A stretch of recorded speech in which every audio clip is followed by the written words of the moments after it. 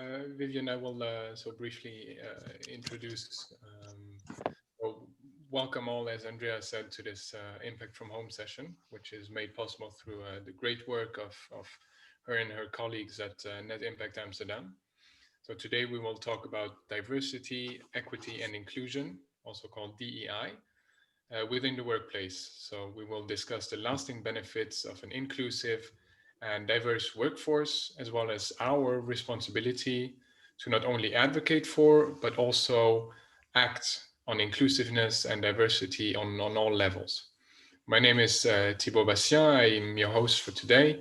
I live in the Netherlands and I work for Triodos Investment Management, which is a small impact investor using the power of money to create positive environmental and social change. But we are, of course, not here to discuss me, but to get inspired by the great Vivian. So, Vivian Acquah is a very inspiring and engaged person, also living in the Netherlands and fighting every day to make the world better in her own way.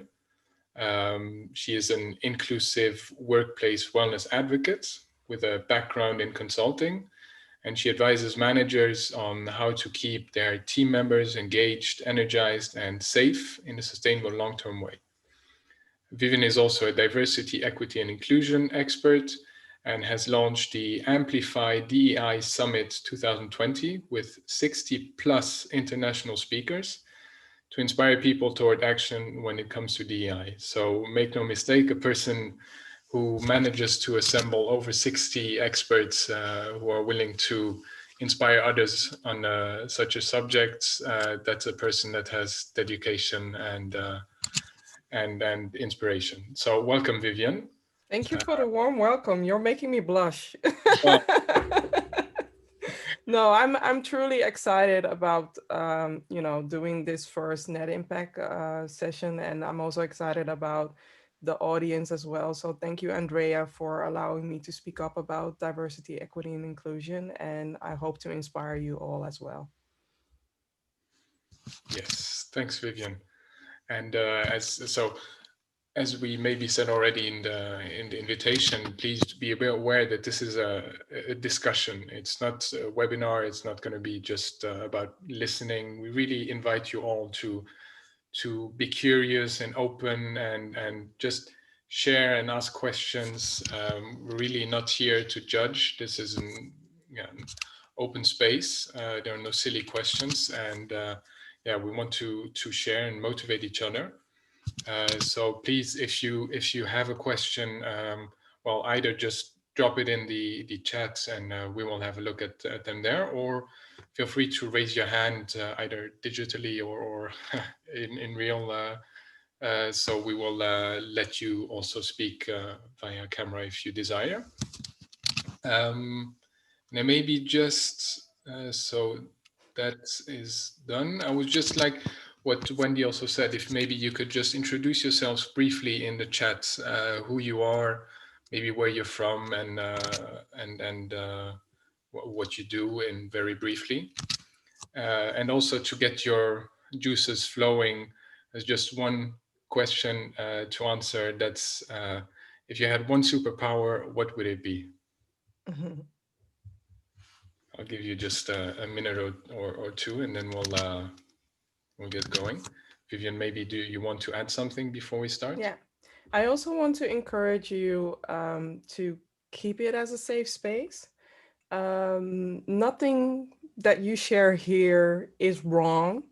I understand that the most of you are here just to learn and feel inspired. So please don't attack other people for maybe using the wrong words or using the wrong sentences. I encourage it all. We are here to learn and we are here to feel safe. So please support each other during this journey. And I'm looking forward to our conversation. Yeah, thank you, Vivian. I'm not seeing any movement in the chat yet, so ah, Give people some time. uh,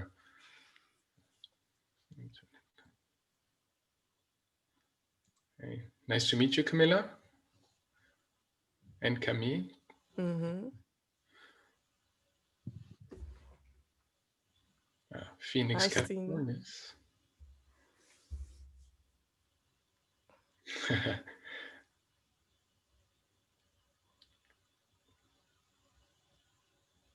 Yes. The classic flight, yes. Don't we all sometimes wish we could fly?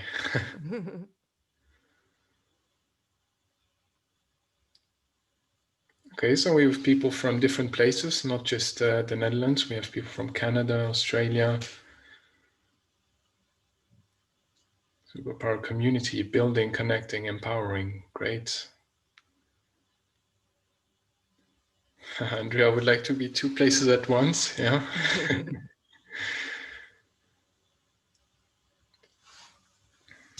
All right.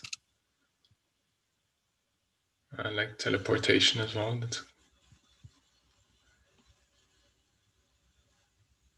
Okay, great. Thanks all for sharing. Nice to see some background to the faces. So let's start with our discussion. So maybe Vivian, a good one to start with. So I'm not a DEI expert, and I imagine so is not everyone here in the audience. So that we are aligned on the terminology, could you explain to us what DE&I means to you? Okay, for those who haven't eaten yet, I apologize because I am going to use food. Think about your favorite carrot cake and that your company wants to create the best carrot cake to attract their clients to buy that piece of carrot cake. And using all the different ingredients that you need to have in a carrot cake, that is where diversity is at. But just having all these different ingredients won't create your ideal carrot cake, right? You also need to provide the tools for the people to use to create that best carrot cake. But if you have the tools and if you have the diverse ingredients, you still cannot bake your best carrot cake. You also need to provide an ideal kitchen, the right oven, the right temperature to create that best carrot cake. So this is my analogy, my way of sharing why, what DEI means and bringing it back to the definition. Diversity is about the numbers, having the diverse people with a diverse background in it. Equality is some of us have some privileges, some of us don't. Some of us have some advantages, some of us don't. When you as a company or when you as a colleague provide, for instance, a ladder so that somebody can climb to the same level that you are, so that they can see the same concert that you're watching, right? That is a way to explain. And inclusion is the way that we all belong here. We all need to feel like we are part of the bigger picture. And if people don't feel like they are part of the bigger picture, that's when the exclusion comes part. So I hope that this explanation will help you with the definition of diversity, equity, and inclusion. Yeah, I think that's a nice way to frame it. Thank you, Vivian. Very clear. Well, and also as we discussed, you and I mean, diversity, equity, and inclusion, as well as workplace wellness, the two subjects, they are tightly linked. Yeah. How do you see this this connection between the two? Well, I would say definitely, I would pick up 2 things from workplace wellness. So workplace wellness is a foundation, it's a house where it has 6 pillars. And I will pick out 2 pillars that really impact people in their well-being. When people don't feel like they belong, or when people feel like they are a token, or when people feel like they need to code switch. If some of the terms are new for you, please share it so that I will share that later or can share more of the definitions later on.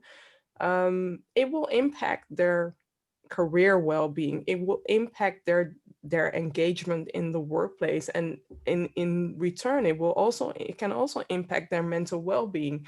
And if people have an increase of disengagement, and their well-being, their mental well-being is also decreasing. That is when you see it back into it, tied it back to the productivity. That is also tied in back to the engagement, and that is a disengaged person who is going to talk to your next client, who where you as your next client who's saying, I don't get a connection with this person. I'd rather do a business with somebody I do get a high energy of, or I do have a connection of. And that's why it is important to really think about diversity, equity, and inclusion, but also bring in the well-being aspect as well, because it's connected with each other as well. Yeah, and Somebody sharing code yeah, switching. So yeah, code switching is somebody putting on a mask. I have put on a mask in the past before because I assimilated in my environment at that time. So I've been working in very predominantly white environments where when I started my career, I thought I had to become one of them. That is what becoming one of them. That is what you do when you're code switching or putting on a mask so that you assimilate to become one of them and lose your own identity along the way. yeah, yeah. Which is something that people with certain privileges may not necessarily see. True, but everybody can code switch. Yeah. I can definitely share a case where when you're working in a predominant male environment, and if you are one of the few women, sometimes a woman becomes one of them, one of the guys. Or a really cool video that I saw last year, and I will share the link. Look it up later.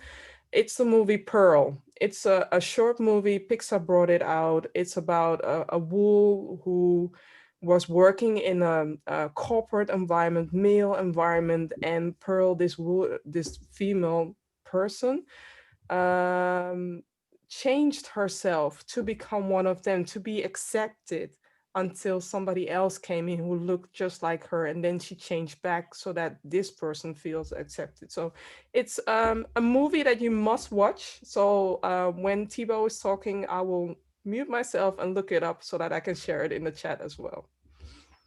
Okay. Yeah, I was trying to do that, but I'm not exactly sure which one it is, so I'll let you up to this one.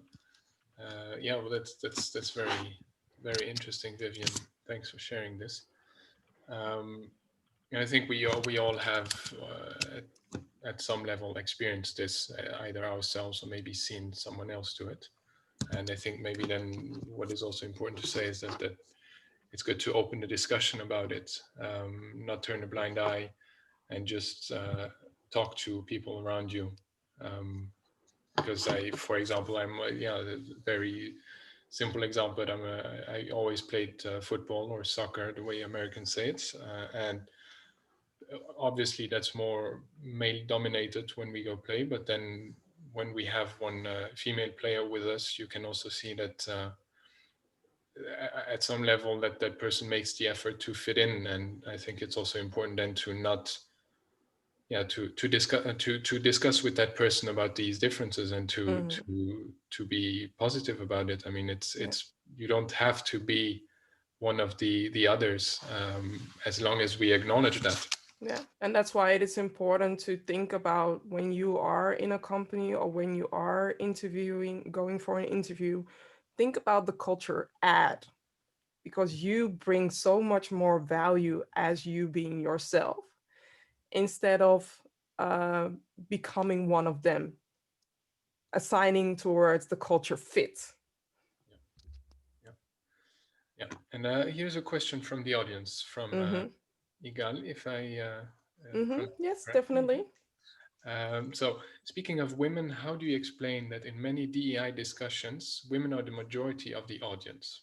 Yeah, the answer might be quite obvious, but how can we change this? How do we bring the more privileged to the discourse, to awareness? That's a very good. Yeah, it's a very interesting question. I don't know why women attend most of these discussions, but I do want to challenge you.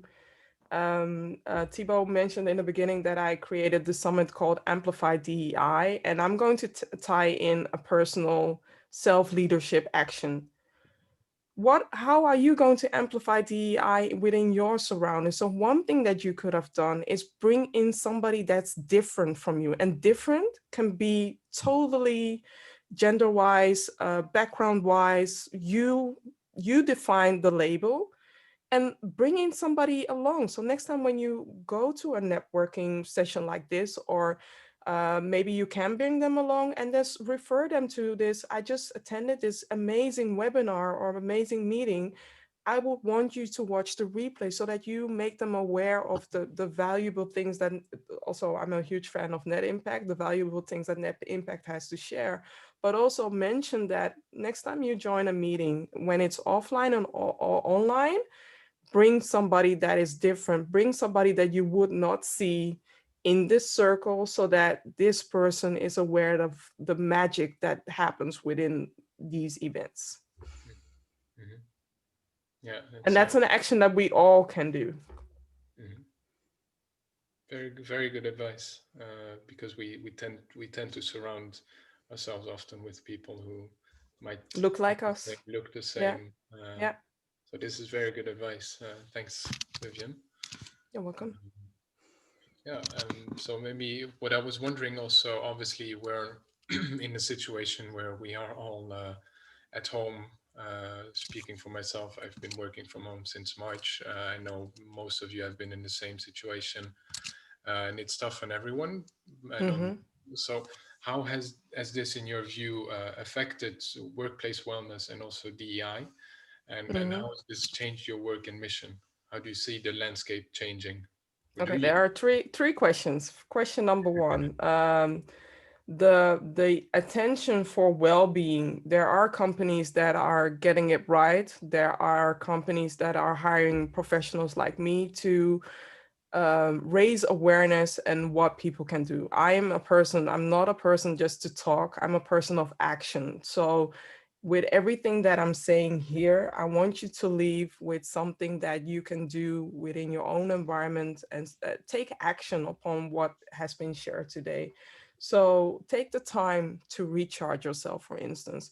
But also regarding diversity, here in the Netherlands, there are two different aspects. You have the Dutch companies who are just getting started really slow, on a slower pace than the international companies, where most of the time it's, I won't say forced, but it's more of like the mother company is saying, you have to get your DEI act together and you have to start now. So that's both of the things. Regarding my work, yes, it has amplified towards the diversity inclusion aspect, but also I've been booked for doing a lot of presentation and workshops regarding mental well-being, because both of them are so important during this lockdown. And it's something that used to be used to get less attention, and now I'm glad that, it's unfortunate that through COVID, the attention is bigger. But then again, I'm hoping that after this lockdown,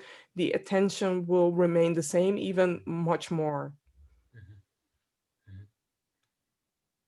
Yeah, let's hope. Well, COVID is a big amplifier of all the inequalities and issues we have. Yeah. And the companies that are doing a great job or doing their best to work on both domains, right? They can definitely see a positive outcome of how they are treating their people and how their people are supporting each other. And the ugliness is unfortunate that this lockdown has also showed the ugliness, what is residing within companies, and it's now on display. Now you have people calling out, using their social platforms, speaking up about the inequity, what is happening. Yep. Yeah, definitely. And then it's also important that that, because I hear often people saying, well, of course they're fed up with COVID, but we can't put everything on COVID. COVID is just an amplifier. It's just True. making things visible that we are True. doing. So we have to remember that it's us and not COVID and us. I have here a question from Andrea. When a company defines that they want to take steps to improve DEI, how do you advise them to get started? What's the step number 1? I'll share step number 1 and step number 2, or a follow-up step. Step number 1 is ask your people what they want and what they need, because so many companies and so many people are looking towards the numbers, looking towards business cases, but a business case that worked, for instance, for ABN AMRO doesn't mean that it will work for you, but you can learn from that. So ask your people, put in the thermometer within your company and find out what the temperature is. What do they find important? What is important for them might be maybe less important for you as an individual, but at least you have that group dynamic and you know what you want to do. And from there on, you can start working on your top 3. I'm not saying that you should make huge leaps, because I know that, the work within change management, because this is really a change management aspect, it's challenging and it's about people, and some of the people get it, some of the people don't. But at least be transparent into your commitment. So don't just go sharing within 5 years, we want a diverse board. No, what are you going to do this year to leap towards the 5-year commitment? I want to know what you are going to do within this year to make that board equitable, or to make that department equitable, and also communicate. It's not about doing the PR show and communicate it to your external stakeholders. I want you to work from the inside out. I want your people to know about it first before you publish it at outside. And I want your people to feel it first before you go publishing it outside. Make your commitment starting from the inside out. Yeah. Thanks, Vivian. Camilla had the same question, actually, so it's an efficient one. But Camilla is asking a follow-up question. Mm-hmm. So do you need to set first a target or start with raising awareness? So a target such as a more diverse board, for example. When you know what your people want, you can tie it into targets. So this is a question that you should be asking after you know what your people want, because maybe your people want more genders, want a diverse gender in the board, or maybe your people want more diversity within the teams, or maybe your team, your company, or after seeing in the survey, your people want you to take action regarding the leakage within your company. And regarding the leakage, I'm saying this, that it's easy to bring in new talent. It's easy to hire somebody who's diverse. But what are you going to do to keep them there? How are you going to help them grow? That is an aspect that a lot of companies, I feel like a lot of companies are failing, that by not asking why a person is leaving, so that you can then make improvements to make the next person, to help make the next person stay longer than less than 2 years.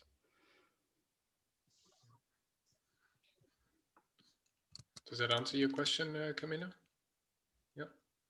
Nice. I see some thumbs up. Good. Yeah, and well, of course, all the things you're describing, they take also strength and conviction. And I'm wondering also in what you do. So I'm sure it's not always easy to find that strength and to convince people of something that should actually be obvious, like healthy diversity and inclusion at all levels. But how do you personally find that motivation to keep going nevertheless? And maybe do you have any tips for the audience? Yeah, first of all, I don't believe in convincing people. I'm not in a church where I need to convert people to my religion. It's about bringing those who have their listen and learn, activate mode on, so that we can bring them along into our journey. Because that's where I also feel like it fails within the DEI aspect. You cannot convert everybody to your beliefs or to your system. However, you can educate them, and you can you can agree to disagree and still be respectful. That's what I want. That's what I'm aiming for. I lost I lost some of your question. Can you can you share it again? The other part was how you keep that the strength and the motivation to keep This going about. Okay. this connecting myself with people who are curious, who connecting myself with people who want to move the needle further, and being part of the solution. Because one of the main reason why I am uberly passionate and uberly outspoken has to do with my son. I'm a mother of a 7-year-old child who is biracial, so his dad is Dutch. And the moment that I had to explain to him why George Floyd died, his first question that he asked me was, is somebody going to hurt you? As a parent, that is so devastating to hear that. But as a parent, it's so devastating to have this conversation with a child who's just 7 and know that a lot of people who have children, a lot of marginalized people, or people from marginalized group who are parents, they are doing double parenting, because I now have to worry about my son's safety when he becomes a teenager. I now have to worry about my son's safety when he becomes an adult. And I'm just like, I don't want to swear, but I'm just like, F it. I have to do something about it, because I don't have Alexis Ohanian's money. I don't have Serena's Williams' money. But one thing, Alexis Ohanian is a partner of Serena Williams, by the way, but he's such a great role model. And one thing that he did along this time was giving up his seat, stepping down from Reddit so that he can give up his board membership towards a person of color, which they did. And him doing that just mainly because he wanted to be able to answer his daughter, what did you do that during this whole period? This was his answer. And I was just like, this is amazing, because when my son is at a certain age, we are going to have a conversation about this. And I want to be able to create some kind of a legacy, but I also want to be able to be part of the solution, want to create a ripple effect. And for the people that know me, I'm very tall. I don't BS around anything, but I'm also a person of action. Like I said, I'm going to repeat it. I want people to take action and stop talking about the talk. And that's why I circle most around the international community, because they are working in companies that are starting to take the action. Whereas in the Dutch companies, we are still having the debates or the conversation about what is diversity, what is inclusion, what is equity. And I'm just like, I don't have the time. I'm 40. I need to get this done before my son becomes an adult. So that's why I'm truly passionate. I'm also passionate about my son as well. And how do I keep saying? I have my mental days, so there I take the time to recharge. I connect myself with like-minded people, and I'm a calling in person. I believe in starting the movement, starting the change, creating the change from the inside out. What you will never see me do is take my platform and call out a company, because when a company does make a mistake, we also need to learn that they need to learn from that mistake as well. What I do love is when companies own up to their mistakes and say, we are going to do better. Because it's like the lamp was created 1,000 times, right? After failing 1,000 times, we need to allow companies to make the mistakes, learn from that, and do better. And sometimes we are too eager, and I get it, because a lot of people have been waiting for the change for so long that they are tired of waiting. But then again, you have to also allow the other side to grow and meet you where you are at. Not everybody is advanced, not everybody is intermediate, and not everybody is a beginner within DEI, but you have to have some kind of respect, some kind of patience, and bring in the other people, bring in somebody diverse from yourself, and educate them. It's not only about you doing the work, but also creating that safe environment where you can have conversations, be curious, and create that setting where people can be able to share whatever it is that they want to share. And now I'll, because I'm seeing so many questions. Yeah, there's already one I saw from Iris that fits really nicely in what you're saying now. So Mm-hmm. she is curious about who should be doing DEI work as a Mm-hmm. gender white woman, highly educated, etc. Yeah.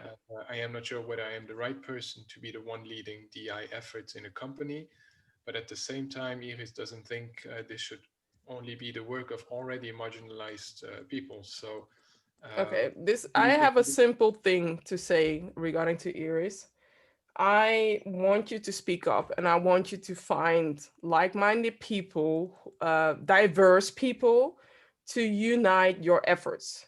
Because yes, I totally understand that you are not part of the marginalized group, but then again, you have certain privileges where people might listen to you, where people might listen to the stories that you have to share to open doors for others. So I don't want you to give up, but unite with diverse people, unite with people who want to advocate together with you so that you are not doing the work alone.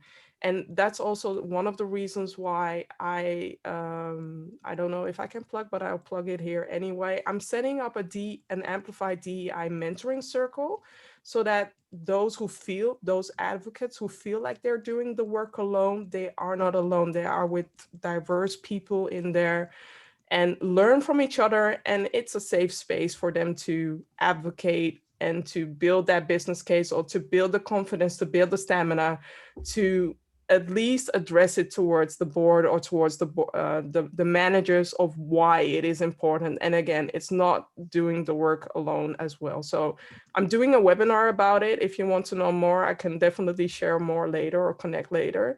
And don't give up. Speak up. Do whatever you can, but also be mindful of your mental battery as well, because this work can be draining, and that's why you need to build in your recharge moments so that you can do the work fully charged.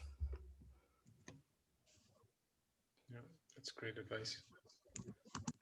Um, one from Borislav also question that relates to how employees can effectively push for change. Mm-hmm. That is personally also something I was wondering about. So how people that are not necessarily in the decision-making positions in a company, how do they push for change?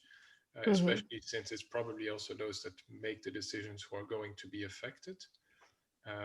So how does one, if one is not in that position, push It's for change? similar. It's similar to the answer that I've given right now. Find the people that are on the same page with you, and find strategically, I wouldn't say push, not convince. You want to not convert. You want to bring in the people that are already in a curious mode, that I want to do better, but I don't know how. And that's when you step in. I want to do something, but I'm afraid for doing the wrong thing. And that's where you unite. So you're not doing the work alone. You have to unite with people who are on the same page with you. And how do you find out? Is maybe post something on an internal blog that you want to start an ERG group, for instance, or you want to hold a book club, for instance. It might seem dull, but that's how you are going to attract your tribe, so that you can slowly nudge the people to do better. Yeah, thanks, Vivian. I think indeed just the fact of talking to, let's say, at least like-minded or at least curious and Mm-hmm. motivated people, that gives a lot of energy and really makes you more and more aware, I think. Yeah, true.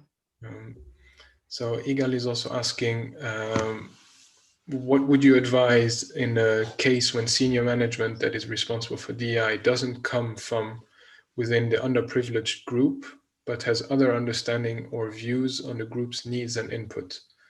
Igal, can you turn your mic off so that you can give more context? Yeah, yeah. I'm not sure if Oh, my Can you see? Can you hear me? Yes. Yeah, I can hear you. Yes. Okay, good.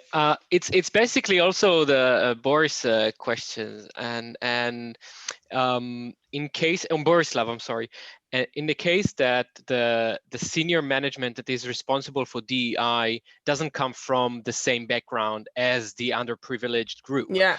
And Yeah. sometimes, you know, senior management has different views and perspectives on the needs or the capabilities of what the company can or cannot do. And sometimes it feels like you don't know what we need. Yeah. And yet we I need to understand have that. them, you know, we need to have them engaged. So what Yeah. would you advise in these cases? If the senior management is, for instance, 3 people, they need to build upon a task force that consists of people from different backgrounds, because otherwise I will be speaking on your behalf and you are going to say you're not amplifying my voice, you're not giving my voice a podium. There are also tools to find out anonymously what people want as well. So I can imagine that if you're working for a small company, that won't always be the case, but I do encourage you, or I otherwise want to nudge you, or maybe a soft push. Find diverse people in your group who are interested in joining your ERG group, and also provide them the time to do that. So don't do that. Don't create the ERG groups and saying that you have to do 40 hours of work and on top of that as well, because it's also, it is work, not some kind of work. It is part of the work. And if they want to support your company with that and do better, provide them some hours in the months or in the week so that they can do their work. Thanks. Yeah, very, very good. I think it's very important to Mhm. not think that those people who are marginalized will do the effort for free to educate the rest on how they should do it to make them not marginalized anymore. Let's see. Maybe a very entrepreneurial question. Mimi from Hawaii is dialing in 1:30 in the morning, so I think a.m. So she's interested, or Oh, he's, I'm not sure, wow. interested in building her business to educate and promote inclusive leadership strategies. Do you have any suggestions on how to get started?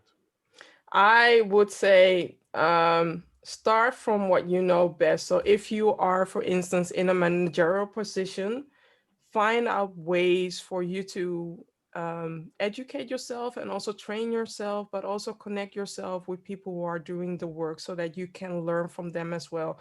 I'm seeing a lot of people, jumping on this train right now, on the diversity train right now, and becoming consultants. But I would say start from within, start from where you are at. If you're already working in a managerial position, or if you are a professional, find your crowd so that you can do the work from the inside out. I wouldn't say just jump ship, because majority of the time, and even here in the Netherlands, the roles are new, but they are asking 10 years experience for certain vacancies, and I call them on their BS. So that's something that I do. Like, it's not possible for you to do the work like this, but start from what you know best. So if your background is IT related, start with what you can do from your own background um, without losing your background. So what I'm trying to say is niche your own job, create a niche out of it. So if your background is, for instance, IT, combine the work that you do with DEI and how you can open doors, or how you can mentor people, or how you can create sponsorship. And sponsorship, I mean sponsorship with knowledge, so that you can open doors for those who are marginalized, and make it more of an inclusive company or department as well. Thank you, Vivian. I'm seeing also questions that kind of go together. So George is asking if you have any resources to explore, and Christina, maybe would you mind just asking your questions to elaborate? Sure. So my company, it's a a BPO company, so our team is all over the world.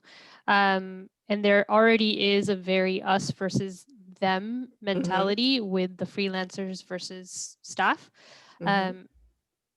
So how can we have a strong foundation of an ERG? Let's just say, just starting off basically of a women empowerment ERG, right?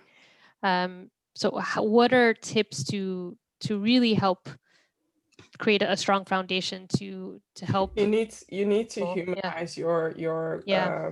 your activity. So what I would do is really personalize. It sounds silly, but I would rather play games with you so that I know of you better, know what you're doing, and then create that connection. Because just putting an initiative on the table and say, hey, I have this ERG group, without knowing what makes you tick, what makes you happy, and how can we relate towards each other so that I can support you with this. You need to have that human connection first before you do something like this. Know your people. And it can be silly in a game. I mean, you can easily play games via Zoom and get to know each other as well. And also use food, right?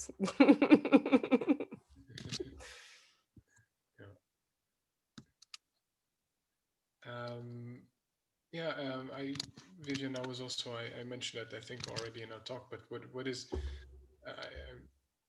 your view on the importance of being vulnerable, being able to listen. So vulnerability can sometimes, or actually often, be seen as a weakness, but being vulnerable, it's a strength. It's a strength. Time to listen is actually a big strength. So how do you see that importance? You all connected with me because you might have seen or heard something of me. The moment that I show up as myself, the moment that I show with my purple hair, the moment that I'm showing that I'm a mother, the moment that my son steps in sometimes in my lives, that is how you connect with me. I cannot be fake. I cannot show up other than myself. And I encourage a lot of everybody to bring in more of yourself. I understand that there sometimes are environments where I've been told in the past that the way that I engage or interact with people is unprofessional. That's when I started my career working at a top 5 accountancy firm. I'm not going to name them, but you can find it on LinkedIn. They told me to tone it down, tone my energy down. And when I do that, that means that you are getting the robot version of me. And believe me, it's not a happy version of Vivian, because I am faking it in the workplace, or I'm faking myself and losing my own identity. And I want to be myself. So vulnerability is a strength. Authenticity is a strength. Listening to people is a strength. Talking is also a strength. But I normally, in these occasions, I do listen, especially with the work with DEI. I have to listen and read in between the lines of what people are sharing and what people are doing to support them in their journey. And also regarding George mentioned the resources. I can definitely also share the link of Amplify DEI if you don't mind, Andrea, and share the link of the mentoring circle as well, because somebody asked it as well. Yeah, we can send around an email afterwards. Yeah, everyone that's awesome. Here yeah, with those resources. Yeah. Okay. Andrea, how are we on time? Getting a little close, so maybe time for one more question, then I think we should wrap up. Okay. And maybe Vivian, so you've been very explicit about the fact that we need to be active and to not just talk the talk, but actually walk it. And would you maybe be able to leave us with a message with a kind of positive message, a reason for us to be hopeful and optimistic about the future, to not only leave people with a call to action, but also a reason to be hopeful? I'm optimistic that so many people joined today, because they want to do better, they want to learn better, and they want to educate better. And the moment that you do your work from a mental safe place, and I'm not saying that you have to be fight the power or put on your black fist the whole time, but every step that you're taking, even if it is a baby step, you're taking a better step in the right direction. And that is why I'm hopeful that so many people joined today, because they want to do better and they are going to touch other people's life. I'm seeing it as a pay it forward movement for us to elevate and to support those who are interested, those who are curious, and those who are ready to do better. Thank you, Vivian. Yeah, Andrea. super. Well, yeah, just for the sake of time, I know we're sort of at the end of the lunch hour, so we can let you go grab a sandwich. But yeah, thanks everyone for joining, especially thank you, Vivian and Thibaud. It's always real talk with you. That is what we love. That's why you're here. So yeah, thanks a lot for that. And thank you all for joining. I mean, these are the conversations that we need to be having. So yeah, let's keep it up. I hope you guys have your action points, know what you can do within your sphere, and let the ripples start going. So can I mention one thing, because I forgot to share my screen? Follow me on oh, I can't share my screen. Can I share, Andrea? Good question. Let's see here. Or what I'll do is, sorry. Follow me on LinkedIn, Vivian Acquah. I host frequent shows on LinkedIn Live as well, and have similar conversations where you can learn not only from me, because I believe in the power of true diversity. So I also interview diverse experts as well. I did an interview with Andrea last year as well. And I encourage you all to join in these live conversations, or look up the previous conversations as well, so that you can do the work yourself. So follow me, connect with me. I'm very open, friendly. I'm like the tall, friendly giant. But if you have any questions, just let me know so that I can support you as well. Super. And thank you for having me. Yeah, thank you. Thank you. All right, guys, we're wishing you a nice rest of the day and a good weekend, and hope to see you next time. Yes. Thank you all. All right, bye.